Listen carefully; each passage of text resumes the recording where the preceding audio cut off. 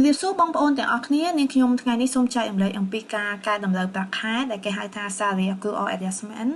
តែនៅក្នុងប្រព័ន្ធ QuickBooks ជាក់ស្ដែងតើគេធ្វើយ៉ាងម៉េចហើយហេតុអ្វីបានជាគេចាំបាច់នៅក្នុងការកែតម្រូវយើងបានសិក្សាពីមេរៀនមុនហើយថាគេកែតម្រូវរបៀបម៉េចជាប្រព័ន្ធនៅក្នុង Excel ឬក៏ប្រព័ន្ធដៃដែលគណនេយ្យត្រូវតែយល់ដឹងខាងណា debit និងខាងណា credit អញ្ចឹងដើម្បីកុំឲ្យខាតពេលយូរសូមចូលមើលថាជាក់ស្ដែងគេធ្វើយ៉ាងម៉េចដូចតទៅដំបូងឡើយនៅពេលដែលក្រុមហ៊ុនគាត់បានរើសបុគ្គលិកហើយហៅបុគ្គលិកមកសម្ភាសហើយចុះកងត្រាដែលចរចាគ្នាត្រូវគឺយើងមានជា list មួយដែលគេហៅថា salary expense ដែលតំណាងឲ្យប្រាក់ខែបុគ្គលិកហើយកាត់ពន្ធជូនរដ្ឋប្រមាណហើយកងធនាគារជាមួយនឹងអត្តសញ្ញាណប័ណ្ណហើយជាមួយនឹង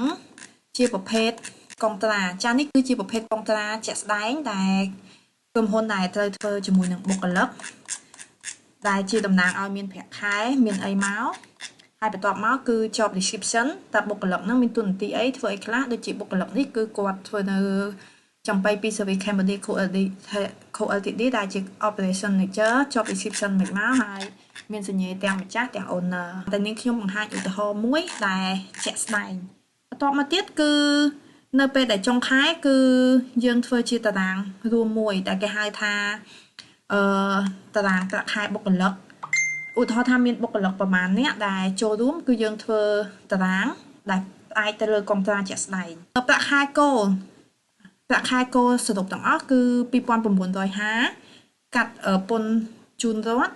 84.52 ហើយសល់ប្រាក់ខែចំនួន28.65.48ដុល្លារប៉ុន្តែដោយសារតែក្រុមហ៊ុនមានកត្តារាំងស្ទះ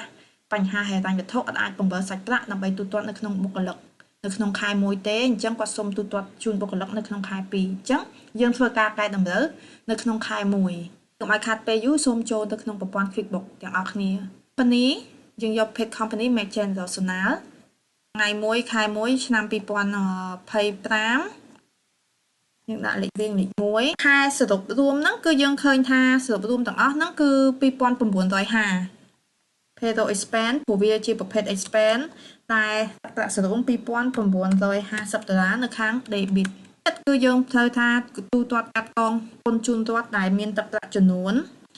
នៅក្នុងតារាងនេះ$84.52ពន្ធប្រាក់ខែដែលយើងកាត់កងជូនរដ្ឋគឺយើងបង្កងចំពាក់ជូនរដ្ឋដូចគ្នានៅពេលដែលថ្ងៃទី25ខែ2យើងចុះក្នុងប្រព័ន្ធ e-filing យើងអាចទូទាត់ជូនរដ្ឋតាមធនាគារឬក៏តាមជាសាច់ប្រាក់សុទ្ធក៏បានដែរអញ្ចឹងរកតាក់ payable នេះនៅខាង credit $84.52យើងកែតម្រូវដោយការបង្កងចំពាក់បុគ្គលិកអញ្ចឹងយើងដាក់ payroll payable នេះគឺជាប្រភេទcurrent liability តែយើងចំពាក់បុគ្គលិកសរុបរួមទាំងអស់28.65.48 sale new នៅថ្ងៃទី14ខែ2ក្រុមហ៊ុនមានលទ្ធភាពដើម្បីទូទាត់បុគ្គលិកអញ្ចឹងយើងរើសយកថ្ងៃទី14ខែ2ទូទាត់បុគ្គលិកពីយើងចំពាក់បុគ្គលិកដោយប្រើគណនេយ្យ payroll payable នៅខាង credit អញ្ចឹងនៅពេលដែលយើងទូទាត់ជូនបុគ្គលិកវិញយើងយកគណនេយ្យ payroll payable នៅខាង credit នេះមកត្រឡប់ចូលនៅខាង debit វិញ payroll payable liability នេះនៅខាង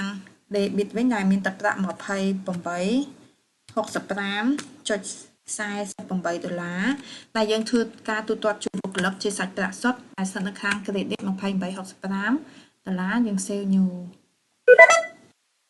តែយើងបានធ្វើការទូទាត់ជូនបុគ្គលិកទាំងអស់ហើយអញ្ចឹងយើងត្រូវមានឯកសារដែលភ្ជាប់ជាមួយនឹងបើសិនជាយើង pay តាមបុគ្គលិកតាម Sona voucher យើងមាន Sona voucher payment បើតាម bank payment voucher បើតាម cash payment voucher ភ្ជាប់ជាមួយនឹង salary expense ជាមួយនឹង bank slip គេហៅថា bank slip ឬក៏ salary pay slip ឬក៏ bank account ដែលយើងបានទូទាត់ទឹកប្រាក់ហើយនឹងកងត្រាអីហ្នឹងយើង copy ភ្ជាប់មកទាំងអស់មកដើម្បីជា reference ហើយយើងឲ្យ